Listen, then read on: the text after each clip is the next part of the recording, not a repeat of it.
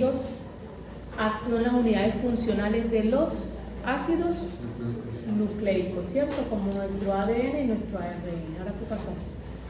Ahora, ¿por qué está torcido? Bueno, amigo, sí está bien. Uy, no, me siento como VIP acá, como grandota. Bueno, entonces vemos que dentro de los nucleótidos que hacen parte como las unidades funcionales de los ácidos nucleicos, dentro de ellos vamos a mirar la composición. Vemos que están constituidos por un azúcar, ¿cierto? Cada uno de ellos estamos haciendo como un repaso de bioquímica de primero o de segundo, no sé cuándo lo ven. Y el cursor, ¿por qué no me sale? Está la líder, allá era el protocolo. ¿Yo? No, ¿por qué no me sale eso para yo poder irle señalando? Ese sale acá, pero no allá en la pantalla, no sé por qué. Creo que tengo que le dé acá. Ahí. Puntero láser. Puntero láser. El área El arriba. área. Espectacular. Sí, me voy a sentar una vez. Bueno, entonces vemos que tenemos una pentosa, porque sabemos que los carbohidratos lo que tienen son hexosa con 6 carbonos, pero el azúcar que tienen los nucleótidos son de 5 carbonos. Entonces cada una para esa base nitrogenada o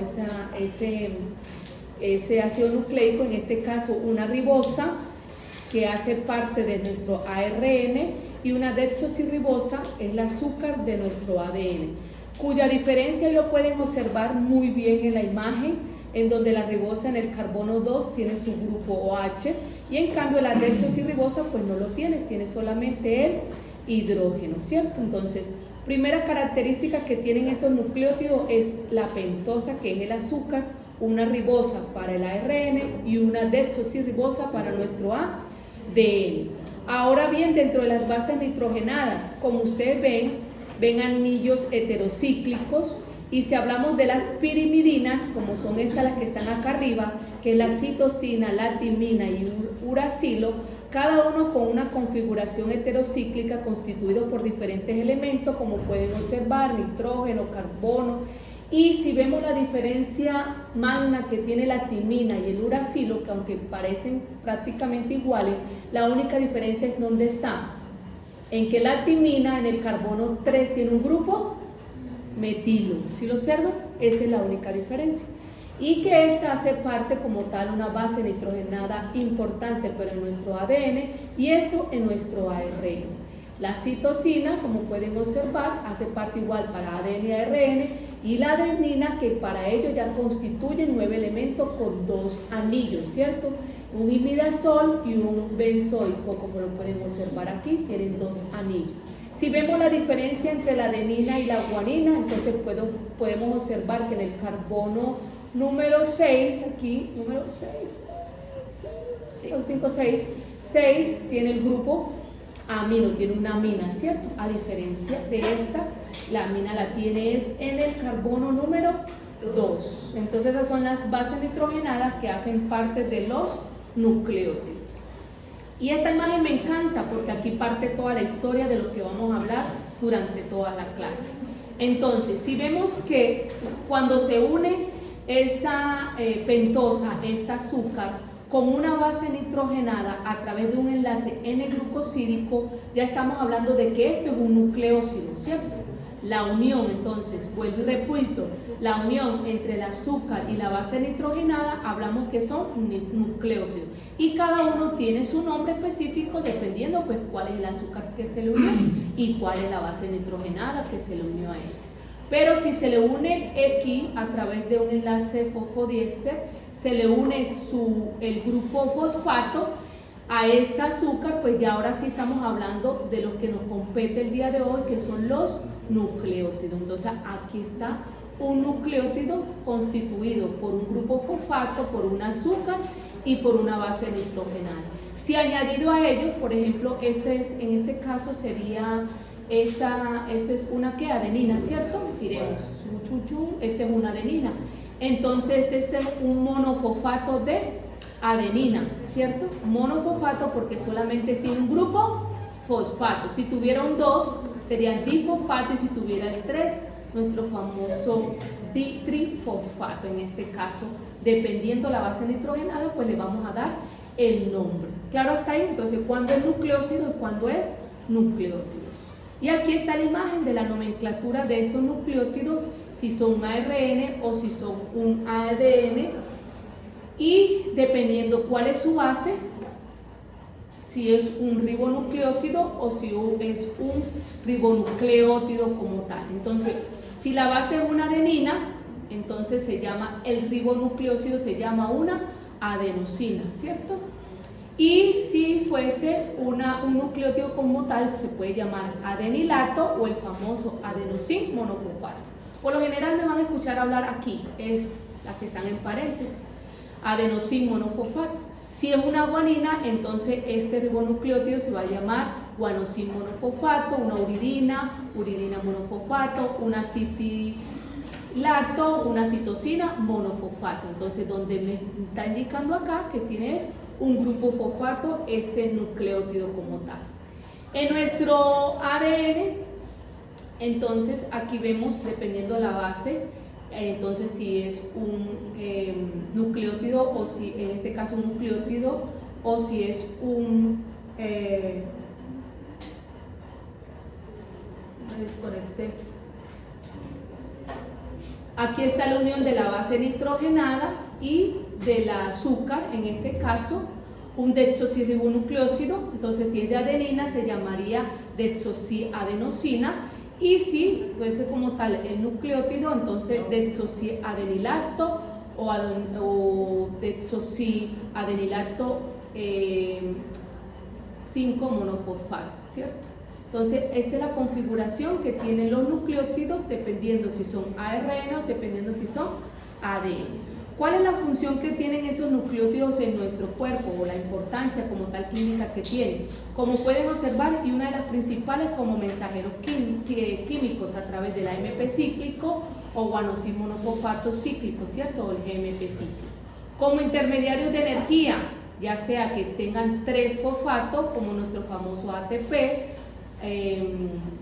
o el guanosin trifosfato, adenosin trifosfato o el guanosin trifosfato. Ellas serían los intermediarios de energía. Como transportadores de electrones, como el NAD oxidado, como el NAD reducido, el FAD, el CoASH, o como intermediario en la biosíntesis, en este caso el UDP glucosa o el CTP, muy importante para los procesos que hacen las plantas. A nivel estructural, ya sabemos que hacen parte, son las unidades funcionales de nuestros ácidos nucleicos, nuestro ADN, ARN, y también como usos médicos y terapéuticos en diferentes patologías. Ahora bien, así como hemos hablado de las diferentes moléculas orgánicas, así como hablamos de los carbohidratos, de los lípidos, de las proteínas, sabemos que ya están como chales. Los de atrás están haciendo trampa. Así como hablábamos de cómo era la digestión de los carbohidratos, tanto exógenas como endógenas, así como hablamos de las proteínas, así como hablamos de los lípidos, pues aquí está también cómo es ese papel protagonista que tienen esos ácidos nucleicos en nuestro cuerpo, esos nucleótidos en sí. Entonces, a través de los alimentos podemos adquirir esos nucleótidos, ¿cierto? También, como cuáles son esos alimentos ricos en nucleótidos o en ácido nucleico, como tal la molécula orgánica. Proteínas animales. Sí, ajá. Entonces todo lo que alimentos ricos en proteínas, carne roja, ¿cierto? Pero casi el cuerpo no las utiliza como fuente. Como fuente exógena, nosotros principalmente, nuestros nucleótidos se hacen por síntesis interna, endógeno, más que exógeno. Por ejemplo, es importante tú consumir la glucosa, ¿cierto? Es una de las principales fuentes externas para que a nivel endógeno tú te puedas hacer síntesis y puedas obtener energía. Entonces, sí o sí necesitas consumir glucosa, ¿cierto? Es importante, pero cuando hablamos de los ácidos nucleicos, en este caso los nucleótidos, no es que necesariamente tú necesites esos nucleótidos para poder sobrevivir de manera exógena. Porque gracias a de manera endógena, pues, es donde más se sintetizan porque pueden hacer parte de otras moléculas orgánicas como las proteínas las podemos obtener.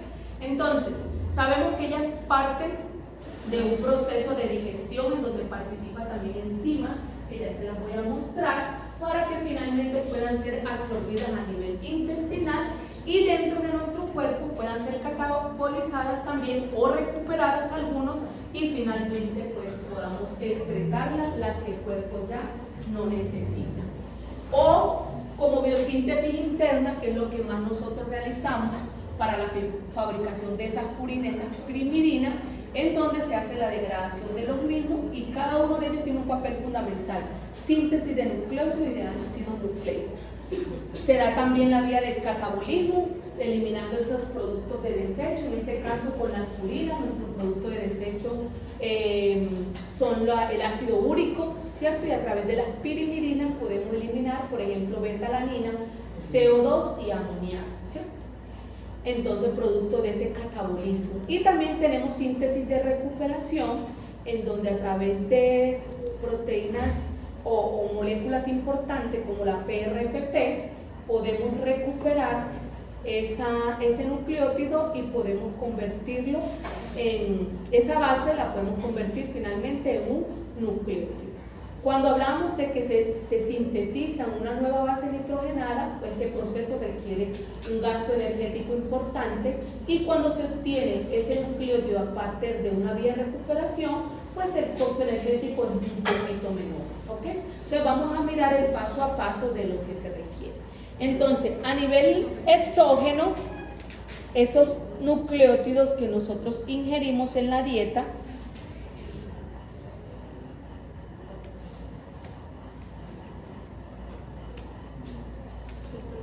sí, se va.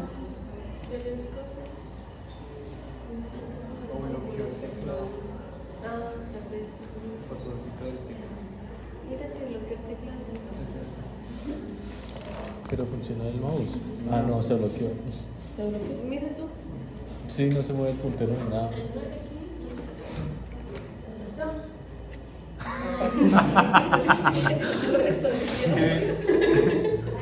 Está igual que yo, que cuando no, eso Espere, profe, no. ¿Qué le hizo? No, no le ha hecho nada. el computador, Ya se este reinició. es el bat de pantalla. Ah, es de pila. Este es el de los videobeam. Ya se va a reiniciar. Es que quería quitarle la pila para asegurar que no está. Bueno, pues ya está destrabado.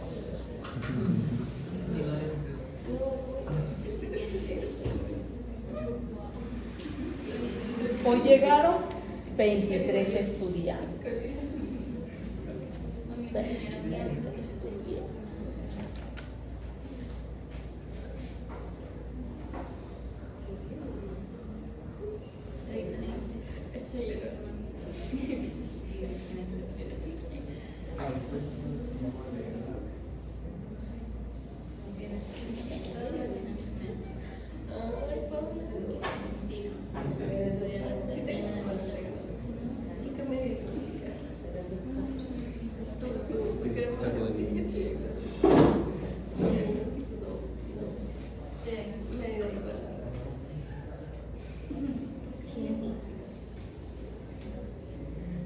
Aquí me sale otra cosa y allá me sale otra cosa. ¿Sí ves? Que yo estoy aquí haciendo otra cosa y allá está la. Le doy Windows P. Windows P. ¿Para qué? Ah, yo le doy es con F5 generalmente. Sí.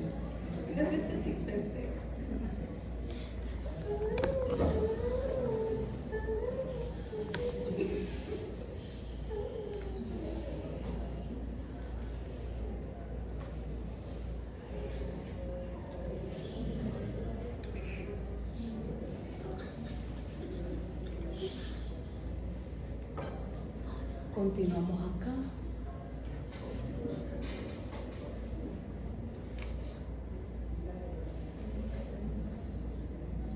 Entonces, ¿cómo es ese proceso de metabolismo de los nucleótidos cuando lo ingerimos a través de los alimentos? ¿Cuáles son las enzimas que participan en ese proceso de romper esos enlaces en el glucosídico, el enlace fosfodiéster? Entonces miremos con esta imagen, aquí está. Entonces a través de los alimentos podemos tener nucleótidos de purinas o de pirimidina, y que a través de enzimas importantes, por ejemplo, como las nucleasas, podemos obtener oligonucleótidos o la fosfodiesterasa, mononucleótidos y las nucleotidasas para liberar ese grupo fosfatos y dejar el nucleócido como tal. Y a través de, inclusive también está la fosfatasa. La fosfatasa también es una enzima importante en el proceso de degradación digestiva de ese nucleótido que tú ingeriste a través de la alimentación. No está aquí, pero aquí es importante también la fosfatasa. Entonces, formación de ese nucleócido y finalmente una nucleosidasa va a romper y dividir esa azúcar y esa base purina o de pirimidina, según sea el caso, para finalmente ser absorbido y luego a nivel hepático pueda ser catabolizado o utilizado como vía de recuperación. Muy bien, ¿ok? Entonces, pendiente estas enzimas, las nucleasas para formar oligonucleótidos, la fosfodiesterasa para formar mononucleótidos, los nucleotidasas y las fosfatasas para liberar el ion fosfato y dejar el nucleócido, y ya ese nucleócido al fin actúa una nucleosidasa que va a dividir esa azúcar y esa base nitrogenada, listo, para que pueda ser absorbido. Pero ya saben que esto no es nuestra principal fuente de obtención de esos nucleótidos. ¿Claro hasta ahí? Entonces, ¿qué es lo que vamos a ver el día de hoy? Cómo se sintetizan esos nucleótidos y cómo lo hacen a través de las vías de recuperación.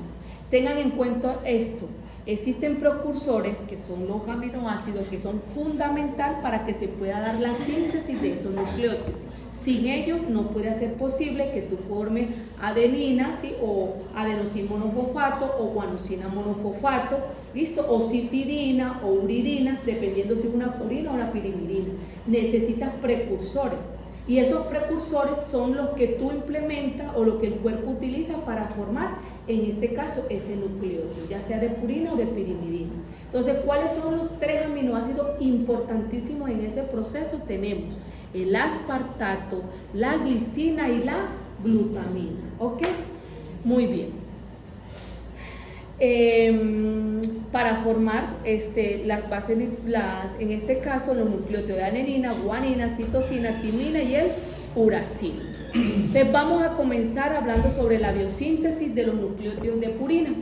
Entonces, principalmente, ¿dónde se da este proceso? ¿En dónde? ¿En qué órganos? En el hígado. Y ya sabemos, aminoácidos importantes, aspartato, glicina y glutamina. También el CO2 y la forma activa del ácido fólico, que es formiltetrahidrofolato. Esa es la forma activa del ácido fólico, también importantísimo para que se pueda dar a cabo la formación, en este caso, de ese nucleótido de purina, porque nos estamos enfocando en el de purina. Y viene un precursor. A este precursor, que es el inosine monofosfato, a partir de él, después que se forme ahí es donde se forma el adenosine monofosfato y el guanosine monofosfato. Se necesita ese precursor, que ya lo vamos a ver.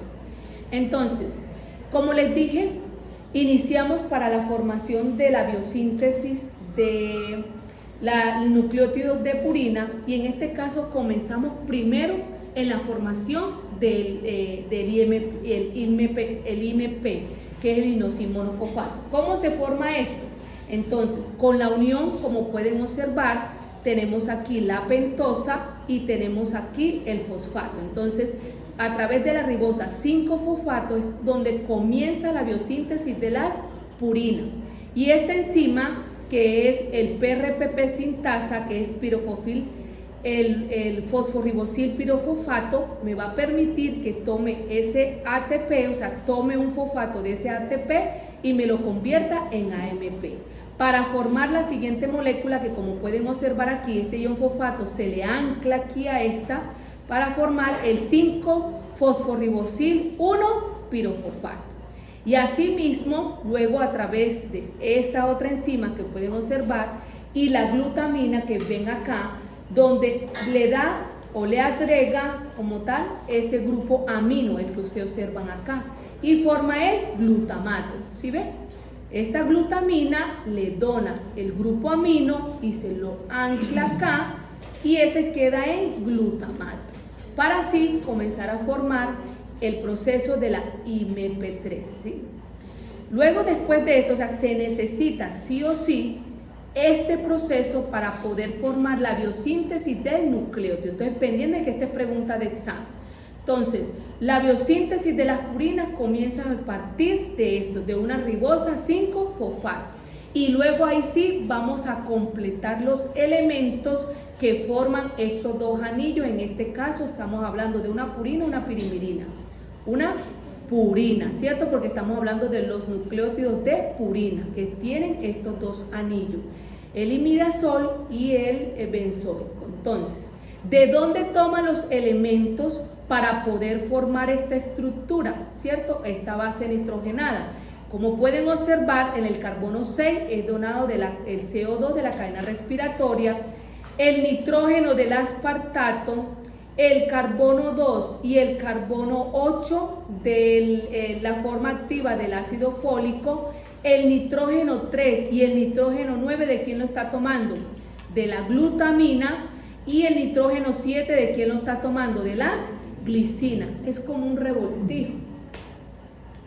Cuando queremos preparar un arroz de pollo, buscamos los elementos. Eso pasa en el interior de nuestro cuerpo. Están donando otros aminoácidos para poder formar una base nitrogenada. En este caso, lo que les estoy mostrando ahí, ¿quiénes son los donadores para que puedan formarse ese anillo, esos dos anillos? ¿Quiénes son los que los donan? Y aparte de eso, aquí está la unión de la ribosa fosfato, que era la que teníamos al principio. Y ya la unión de esta base nitrogenada y la surribosa y su grupo fosfato es donde comienzan a formar el IMP, que es el inosina monofosfato o inosina monofosfato, también lo pueden encontrar así. Entonces miremos el paso a paso, aquí se los tengo. En el paso 1, la glutamina, que es la que le da el nitrógeno 9 del imidazol. En el paso 2, la glicina, es la que le da el carbono 4, 5 y 7 del imidazol. En el paso 3, el tetrahidrofolato le da el carbono 8 en el imidazol. Y en el paso 4, la glutamina le da el nitrógeno 3 del fenol. ¿Ok? Y en el paso 5 se da el cierre del imidazol, ¿cierto? De esa purina. En los siguientes pasos, en el paso 6, el CO2 le da el carbono. En el paso 7, el aspartato le da el nitrógeno al fenol. Hay liberación de fumarato.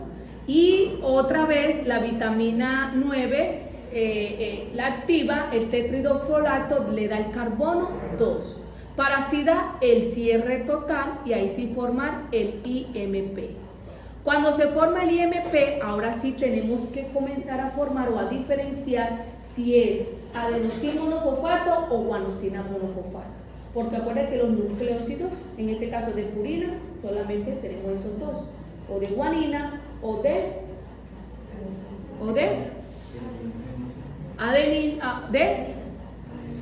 adenina o de guanina. Entonces vamos a formar el adenosina monofosfato o el guanina monofosfato. A partir de esto lo que se formó el famoso IMP de la inosina monofosfato. ¿Cómo hacemos o cómo hace el cuerpo a nivel hepático? Hace lo siguiente. Mírenlo aquí donde ya está formado el monofosfato de inosina o el inosina monofosfato. Aquí están los dos anillos, ¿listo? De la purina, su ribosa y su grupo fosfato. Entonces, si tomamos esta vía que está acá, nos va a formar el guanosin monofosfato.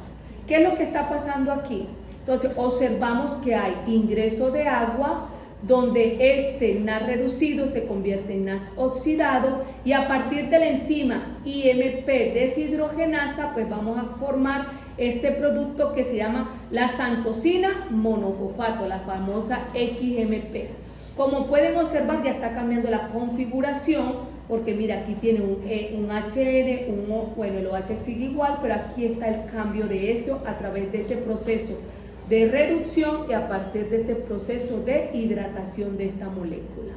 Luego viene una transaminasa que lo que va a permitir que una glutamina le done este grupo amino, mírelo acá donde está, se forme el glutamato y obviamente aquí requiere gasto energético. Y ahora sí se forma la molécula como tal, guanosina monofosfato. Tenemos la guanina y tenemos el azúcar y tenemos su grupo fosfato. ¿Fácil o facilísimo? Facilísimo, ¿cierto? Entonces, el nucleósido de purina necesitamos, ¿sí? Como tal, la ribosa 5-fosfato. A partir de la ribosa 5-fosfato y la PRPP sintasa, voy a comenzar a formar ese IMP y la inosina monofosfato. Pero necesito a partir de eso todos los elementos que se unen para que puedan formar esos dos anillos. Una vez tengan esos dos anillos y la ribosa 5-fosfato se unen para así, ahora sí formar la inosina monofosfato. Y a partir de ella se va a formar la guanosina monofosfato y la adenina monofosfato. Ya nos quedó claro cuáles son los pasos para formar la guanina monofosfato. Ahora miremos cómo se hace para formar la adenina monofosfato o monofosfato de adenosina, también lo pueden nombrar así. En este caso, a través de la IMP, entonces esta enzima muy importante que es adenilato succinato sintasa me va a permitir agregar y utilizando GTP, ¿sí? Me va a permitir formar el adenilo succinato. Aquí vos pueden observar donde este aspartato que está aquí se le agrega acá donde está, miren esta nombre. Luego a través del adenilo succinasa que me va a permitir liberar este aspartato que está aquí, ¿sí? Igual se queda el amino aquí y ahí sí voy a formar la adenosina monofosfato o monofosfato de adenosina. Entonces miren cómo se hace a nivel interno, a nivel hepático, la biosíntesis de estos nucleósidos. ¿Les quedó claro hasta ahí? Súper bien. Miremos un resumen porque todo esto se regula, ¿cierto? Todo esto tiene que haber una regulación. Entonces, la regulación de la biosíntesis de las purinas viene, ya sabemos que la formación de ella a nivel hepático viene a partir de una ribosa 5-fosfato. Para formar el fosforibosil pirofosfato a través de una enzima, la PRPP sintasa, también se forma el fosforibosilamina y se forma nuestro famoso IMP. ¿Listo? Ese IMP, aquí estamos, en donde utiliza una GTP, o sea, toma ese fosfato, una GTP, forma el GMP y forma aquí el AMP, adenosín monofosfato. Y si se le añade, ¿sí?, un fosfato, pues se va a llamar adenosín difosfato, ya va a tener dos moléculas de fosfato, ¿sí o no? Y si se le añade otro fosfato, ya se va a hacer nuestro famoso ATP, adenosín trifosfato. Lo mismo acá, el IMP forma el guanosín monofosfato, donde toma de una molécula de ATP, y si se le agrega otra fosfato, su connotación sería guanosín difosfato, o si no, guanosín trifosfato cuando se le agrega 3 fosfatos. ¿Quién hace todo esto? Miren que todo es un equilibrio, todo ello se mantiene. ¿Quién es el que hace o suprime que ya no se produzca más, o que si se produzca, o que necesito o no necesito? Miren acá, todo lo que diga negativo es porque lo inhibe y todo lo que diga positivo es lo que lo favorece o lo activa. Entonces, para que no se produzca más esto, ¿quién es el que lo va a inhibir? La inosina monofosfato, mire, va a inhibir la ribosa 5-fosfato. Lo mismo lo va a hacer el adenosín monofosfato y lo mismo lo va a hacer el guanosín monofosfato. Y de igual manera el guanosín difosfato y el adenosín difosfato, miren acá. Y en este caso, ¿de dónde tomo el ion fosfato para acá y para acá? Lo tomo del ATP de este lado o del GTP de este lado, porque todos ellos se comparten, se van regulando, ¿cierto? Muy bien, ¿fácil o facilísimo? Facilísimo, esta me gusta mucho. Ahora, ¿cuánto es el gasto energético? Aquí está. Para la síntesis de novo, que es síntesis nueva, formación nueva de purina de este elemento, del nucleótido de purina, entonces se necesita un gasto energético de 7 ATP, pregunta de examen. ¿En cuánto se gasta en la síntesis de la PRPP? Que es el primer paso que se tiene que dar para que se sintetice estos nucleótidos de purina. Hay 2 moléculas de ATP. En este caso, 2 gastos de moléculas de ATP. En el paso 2, en el paso 4, en el paso 5, en el paso 7, una cada uno, ¿cierto? Muy bien. Y si vemos el segundo paso que les hablaba, además de la biosíntesis, era la síntesis de recuperación, porque también, o este es porque se sintetizó de nuevo, ¿cierto? Esos nucleótidos de purina se sintetizaron todo de nuevo, a partir de la ribosa 5-fosfato, ¿cierto? Después se usó el IMP y luego se forman el guanosin y el adenosin monofosfato. Claro, hasta ahí. Eso es una síntesis nueva de ella, de esa nucleótido de purina. Ahora, pero hay también en ese proceso degradativo también quedan restos de esa base nitrogenada, en este caso guanina, hiposantina o adenosina, de ese nucleósido. Entonces, lo que vamos a recuperarla, como el cuerpo la va a recuperar, necesita poco gasto energético, porque no necesita todos esos pasos para formar un nuevo nucleósido. ¿Estamos claros hasta ahí? Entonces, para las vías de recuperación, el protagonista sigue siendo el PRPP, ¿sí? El fosforibosil pirofosfato, como lo pueden observar, y a través de esta enzima, la hiposantina, guanina, fosforibosil transferasa, ahora me va a formar el guanosin monofosfato y también libera pues ion de fosfato, ¿cierto? La hiposantina, la PRPP, pero a través de esta enzima, la hiposantina, guanina, fosforibosil transferasa, me forma el anillo o el iniciador de este proceso, que es la inosina monofosfato más fosfato. Y la adenosina más PRPP también me va a formar el IMP más fosfato. Miren las enzimas importantes en este proceso, porque usted puede decir, profe, que aquí está guanina y aquí está adenina. Sí, pero lo que está actuando diferente es una enzima distinta para configurar o formar esta molécula. ¿Ok? Muy bien, esa es la vía de recuperación.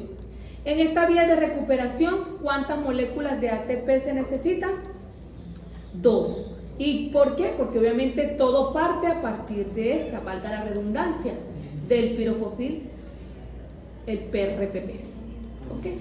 El 90% de las purinas libres son recuperadas y recicladas. ¿Y cómo es el catabolismo? Cierto, esta es la biosíntesis. ¿Cómo hacemos para formar esos nucleótidos de purina? Síntesis nueva de nuevo o de recuperación. Pero también tiene que haber un catabolismo. Todo el exceso de ellos también hay que eliminarlo a través de la orina o a través de ese proceso degradativo que es el catabolismo de ellas. También tiene que haber sustancias de desecho. Como hablamos con las proteínas, ¿se acuerdan de las proteínas? Nuestro cuerpo utiliza a través del proceso de desaminación y transaminación, utiliza esos aminoácidos, ¿cierto? Pero también libera ¿qué? Amoníaco, que ya les dije, es un agente tóxico para el cuerpo. Entonces en el hígado se da todo ese proceso metabólico donde participan enzimas a nivel de la mitocondria y del citoplasma para formar la urina. Y en este caso hablamos de ácido úrico. En este caso, pero ojo, si yo te digo en el catabolismo de las purinas, tú lo que me vas a decir la respuesta, ¿cuál es el producto de desecho o el compuesto nitrogenado no proteico que se genera? Se llama el ácido úrico. Y ese ácido úrico es el que eliminamos por la orina.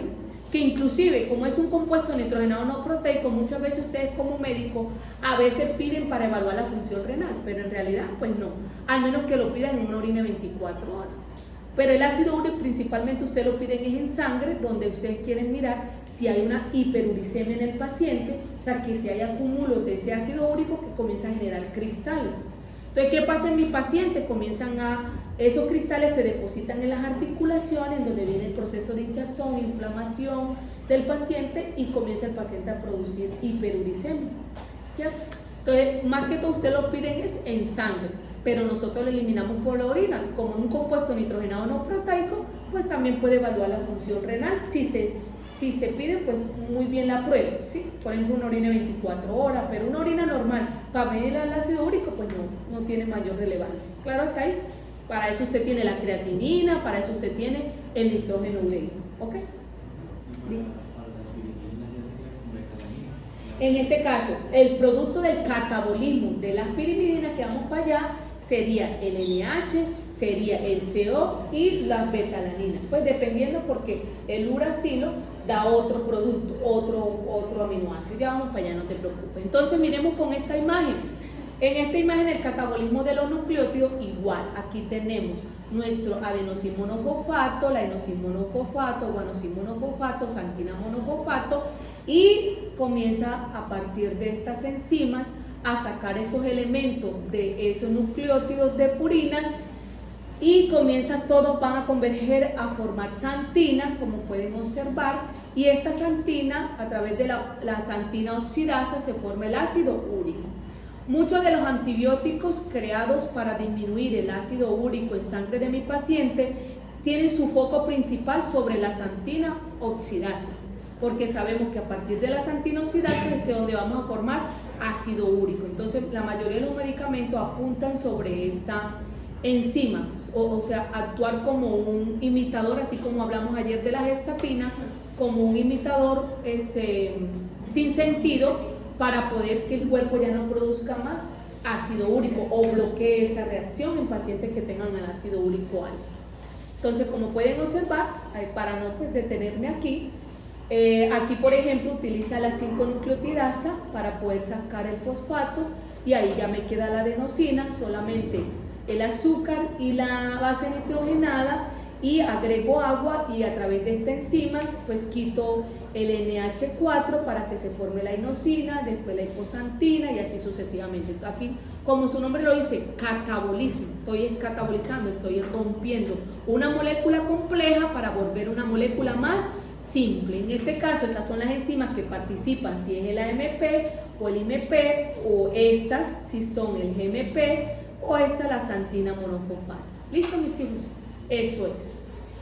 Patologías, por ejemplo, relacionadas con este proceso, ya lo hablamos, el ácido úrico, principalmente cuando se acumula, aumenta mucho en sangre, se forman cristales, ¿sí?, de ácido úrico, y que pueden formar unas lesiones muy dolorosas en mi paciente, ¿cierto? Y factores que lo favorecen, por ejemplo, algunas enfermedades sanguíneas como leucemias o linfomas, alguna ingesta de fármacos o algunas dietas ricas en carnes, por ejemplo. Y pacientes con hipertrigliceridemia también pueden favorecer el desarrollo también de estos cristales. La patología se llama la gota, entonces sabemos que es por el trastorno del metabolismo de las purinas cuando se acumulan, afectando y causando hiperuricemia. ¿Listo? Algunas imágenes de la afectación de la gota de manera crónica. Miren el codo, cómo está hinchado, inflamado, el pulgar del pie y la oreja. También tenemos otra patología relacionada con el trastorno de esos nucleótidos de purinas. Entonces, por ejemplo, la aciduria orótica es una enfermedad hereditaria caracterizada por un retraso en el crecimiento. El paciente presenta anemia megaloblástica, leucopenia, y se encuentra una concentración anormal elevada del ácido orótico en la sangre, ¿listo?, la cual se puede ver y excretar en la orina. Estos pacientes comienzan a presentar neutrófilos hipersegmentados, ¿cierto? Por lo general los lóbulos de los neutrófilos son 4 o 3, pero ya un paciente con una patología como la aciduria orótica, cuando hacemos nosotros el extendido, reportamos neutrófilos hipersegmentados, ya con muchos neutrófilos, debido a la formación correcta de estas vías sanguíneas, ¿cierto? Muy bien. Y anemia megaloblástica, ¿cierto? Donde esos glóbulos rojos, ¿cómo van a estar el tamaño? Grande. Y todo tiene que ver por la síntesis. Si está afectada todo ese proceso de la biosíntesis de las purinas, vemos, si se acuerdan, yo les hablé mucho del hidrofolato, la vitamina B2, en este caso activa.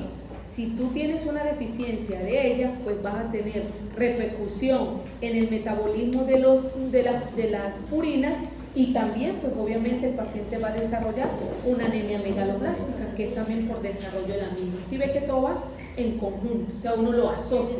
Muy bien. Aquí está, debido a la deficiencia de las enzimas orotoformoliltransferasa o la orotina 5-fosfato descarboxilasa, que estas son enzimas muy importantes para formar la UMP sintasa. Tenemos el síndrome de Lesch-Nyhan. Esta es otra enfermedad genética caracterizada por asociada al cromosoma X, donde prácticamente se le dice que es la enfermedad de la ¿cómo es que se llama cuando usted se come? Sí, o sea, usted mismo se automutila.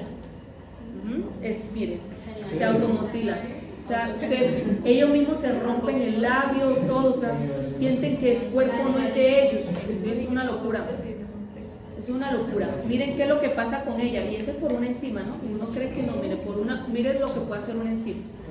Se asocia a un profundo retraso mental, espasticidad y gran agresividad. Los pacientes incluso llegan a automutilarse, morderse y todo eso, ¿cierto? Entonces, debido a la deficiencia de liposantina, guanina, fosforibosiltransferasa, que participa en la síntesis de recuperación de las purinas. Entonces, aquí está el cuadro donde les hago el resumen de los trastornos que están involucrados en el metabolismo de la purina. La principal de ellas, la enfermedad de la gota, una de las enzimas que puede estar alterada es la PRPP sintasa, que participa en la vía tanto de recuperación como en la vía de biosíntesis. Si aumenta la actividad de ella, pues va a haber mucha producción de purina, lo que va a haber mucho ácido úrico. La de Lesch-Nyhan, por esta HGPRT sintasa, deficiencia, hay una sobreproducción de las purinas y este va ligado al cromosoma X. Tenemos la inmunodeficiencia por la enzima adenosina desaminasa, litiasis renal, afectación de la enzima adenina fosforibosil o la santinuria cuando está afectada la santina oxidasa. En este caso el paciente puede presentar cálculo y los tres últimos es de tipo recesivo, autosómico recesivo. Muy bien, con esto ya quedó listo para las purinas. Ahora nos vamos para las pirimidinas. También tiene síntesis de novo, nuestro cuerpo pues también tiene esa facilidad a nivel hepático de sintetizarla o también de recuperar ese nucleócido de pirimidina, ¿cierto? También tiene más gasto energético en la síntesis de novo y en la vía de recuperación, por obvias razones, ya se ahorra un paso. En este caso, entonces, para la formación de esta base nitrogenada, comenzamos con el CO2, la glutamina y el ATP. Y si ustedes recuerdan, cuando yo les hablé del amoníaco, cuando se va a formar la urea, recuerdan, había una enzima muy importante que era el carbomoil fosfato. ¿Se acuerdan? Que usted necesitaba el CO2, necesitaba ATP, necesitaba en este caso el amoníaco y la enzima para poder comenzar a degradarse a nivel mitocondrial. Luego se forma la citrulina que se transloca al núcleo, así sucesivamente. ¿Se acuerdan cuando les expliqué lo del metabolismo de la aspirina? Pues miren que para la formación de la aspirimidina comenzamos con una glutamina, ATP y CO2, y a partir de esta enzima carbomoil fosfato sintetasa 2 forma el carbomoil fosfato y se le une el ácido aspartico para formar el carbomoil aspartato, y a partir de ello otras enzimas que participan en este proceso. ¿Listo? Aquí en este paso importante vemos un NAD oxidado, formación de un NAD reducido, y forman este compuesto que es el ácido orótico. Este ácido orótico, a través de la participación de la PRPP, mire, agrega el fosfato, y a través de esta enzima orotato fosforibosil transferasa me va a comenzar a formar ya mi famosa OMP, orotina monofosfato, que hace parte de las pirimidinas. Y cuando se libera el CO2 a partir de la enzima del ácido orótico descarboxilasa, me va a formar el UMP, uridina monofosfato. Y a partir de esta uridina monofosfato es donde voy a comenzar a formar el UDP, luego el UTP y para formar el CTP, que son las bases nitrogenadas también de las pirimidina, o el TMP finalmente, la timina monofosfato o la citidina, pues, en este caso trifosfato, ¿no?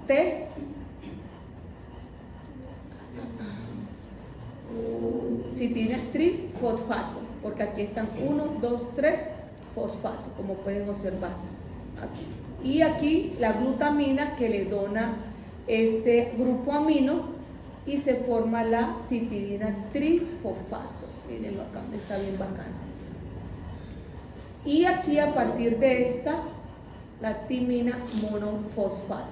Entonces, como ustedes pueden observar, son enzimas que participan en este proceso, que van degradando y formando nuevas moléculas, quitando compuestos o añadiendo a su mismo para formar esas bases nitrogenadas, en este caso de tipo pirimidinas. ¿Ok? Miremos el paso a paso aquí. En el paso 1, la glutamina más CO2 más 2 moléculas de ATP forman el carbomoil fosfato. Mírenlo acá. Entonces necesito estos 3 elementos para comenzar a formar el carbomoil fosfato. En el paso 2, el carbomoil fosfato más la unión del aspartato, mírenlo acá que se los anoté, miren acá. En el carbomoil fosfato más el aspartato, entonces vamos a generar un compuesto llamado N-carbomoil aspartato. Y luego cierre del anillo del fenol y ahí es donde formamos el dihidroorotato, nuestro famoso orotrato.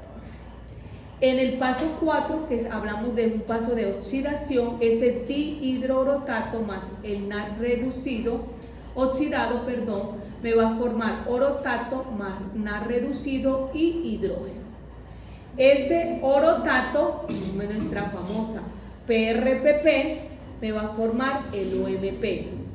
Y a través del proceso de la descarboxilación, el OMP se va a formar en uridina 5 monofosfato, ¿sí? O uridina monofosfato más CO2.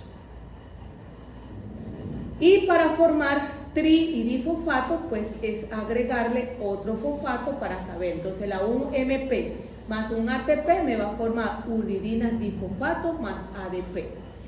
Y más las UEDP más el ATP, lo que le va a dar es un ion fosfato a él para formar uridina trifosfato y se genera otra molécula de ADP.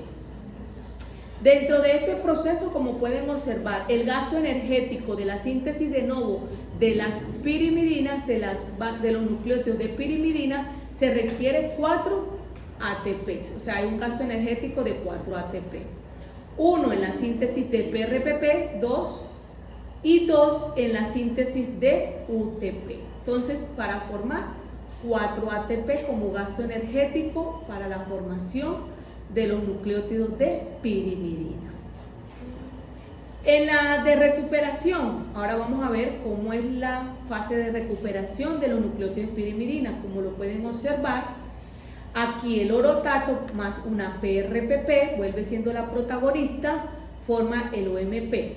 El uracilo más la PRPP, la UMP, y la timina monofosfato. Como lo pueden observar, la síntesis de recuperación, cuyo gasto energético son de 2 también.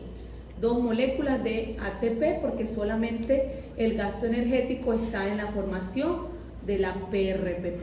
¿Estamos claros hasta ahí?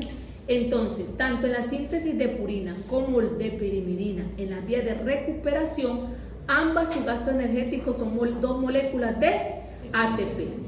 En cambio, en las purinas, en la biosíntesis de ellas se requieren 7 moléculas de ATP y en las pirimidinas solamente 4 moléculas de ATP. Y tiene lógica porque en las pirimidinas estamos formando un anillo con 9 elementos, ¿cierto? Donde tienen que tomarse de varios compuestos para formar el imidazol y etc.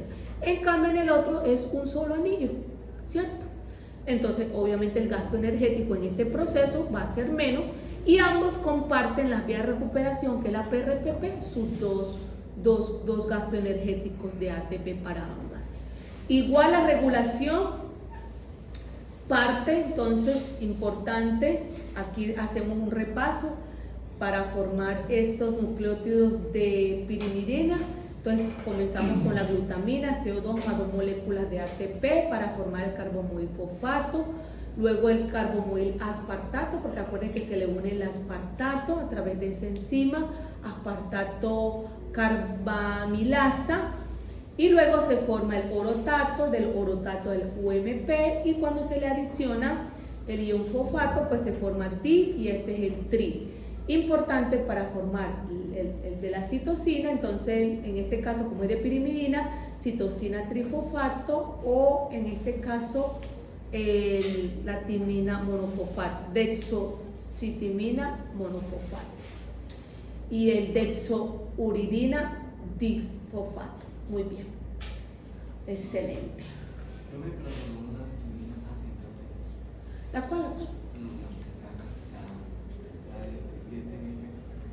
Aquí. La dexocitimina monofosfato. Recuerda que esta es exclusiva nada más de las pirimidinas. Entonces por eso no lo vaya a ver en el ciclo de las purinas.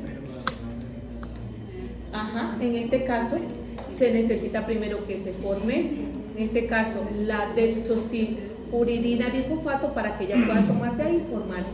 Ajá. Muy bien. Y la regulación, por ello, la inactivación de la UTP, pues me inactiva este ciclo, ¿cierto? Igual aquí en esta parte.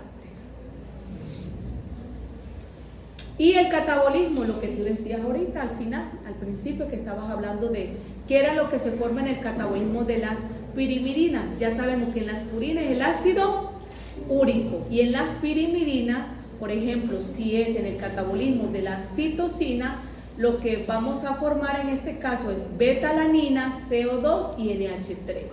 Y si fuese en el catabolismo de las pirimidinas, de las timinas, en este caso lo que también se va a formar es beta-aminoisobutirato, NH3 y CO2. Esos son los productos como tal de desechos del catabolismo de las pirimidinas. Pero tienes que tener en cuenta, de la citosina se forma beta-alanina, CO2 y NH3. Y en cambio de la timina se forma beta-aminohidroisobutirato igual CO2 y NH3. ¿Ok? Aquí está, listo. Amonio, CO2. ¿Y el amonio qué pasa con el amonio en el cuerpo de nosotros? Se va para el ciclo de la urea. Todo es un proceso. Muy bien. Vamos a entregar sus notas preferidas. Lo máximo en guaracha. La última Coca-Cola del desierto. Pero mira, pero mira qué bonito. Soy vacaciones. Pues vamos a ver si está. No, a las 2 clases. Creo que podríamos quedarnos en esto. ¿Alguno me puede verificar si en su plataforma ya está habilitado para subir las notas?